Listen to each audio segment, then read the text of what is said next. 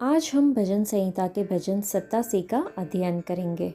उसकी नींव पवित्र पर्वतों में है और यहोवा सिय्योन के फाटकों से याकूब के सारे निवासियों से बढ़कर प्रीति रखता है। हे परमेश्वर के नगर, तेरे विषय महिमा की बातें कही गई है। मैं अपने जान पहचान वालों से रहब और बाबिल की भी चर्चा करूँगा।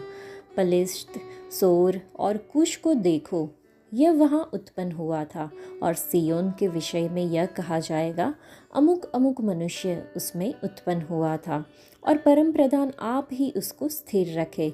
यहोवा जब देश देश के लोगों के नाम लिखकर गिन लेगा, तब यह कहेगा, यह वहाँ उत्पन्न हुआ था। गवैये और नृतक दोनों कहेंगे, हमारे सब सोते तुझी में पाए जाते हैं। इस भजन में परमेश्वर को शहरों को अपने बच्चों के रूप में पंजीकृत करने के रूप में वर्णित किया गया है, लेकिन उल्लेखनीय बात यह है कि ये शहर गैर यहूदी शहर थे जो उसकी आराधना नहीं करते थे।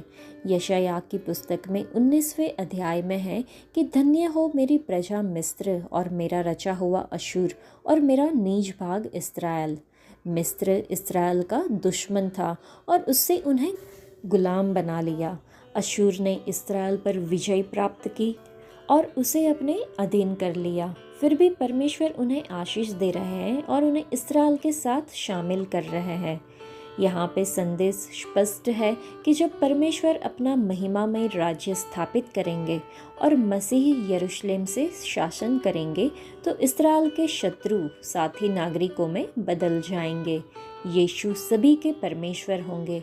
यह हमें पेंटिकोस्ट की याद दिलाता है, जब परमेश्वर ने अपनी कलीसिया को शुरू करने के लिए एक विशिष्ट दिन चुना था, जब पूरी दुनिया से लोग यरूशलेम में होंगे। मेदी, एलाम लोग, मेसोपोटामिया, यहूदिया, कप्पदूकिया, पुंतुस और आसिया और फ्रुगिया और पंफुलिया और मिस्र और लिबिया देश जो कुरेने के आसपास है, इन सब देशों के रहने वाले और रोमी प्रवासी, अर्थात क्या यहूदी और क्या यहूदी मत धारण करने वाले क्रेती और अरबी भी है, परंतु 120 लोगों ने पवित्र आत्मा के माध्यम से 16 या उससे अधिक विभिन्न भाषाओं में परमेश्वर की स्तुति की, ताकि वहां उपस्थित अन्य राष्ट्र के लोग जान सके कि यहूदियों का परमेश्वर उनका भी परमेश्वर है। एक मिशनरी बाइबल का कुर्द भाषा में अनुवाद करने का प्रयास कर रहा था। उसका अविश्वासी कुर्द अनुवादक, जो प्रेरितों के काम की पुस्तक का अनुवाद कर रहा था, मेदियों के बारे में पढ़ने के बाद अपनी पेंसिल गिरा दी और पूछा कि क्या आपका मतलब है कि मेरे लोग वहाँ थे? और फिर क्योंकि कुर्द अपना इतिहास मेदियों से जोड़ते हैं, इस व्यक्ति ने मसीही धर्म के बारे में अपने विचार पर पुनर्विचार किया। उसके लिए प्रेरितों के काम का दूसरा अध्याय इस बात का सबूत था कि यीशु मसीह संसार के लिए है।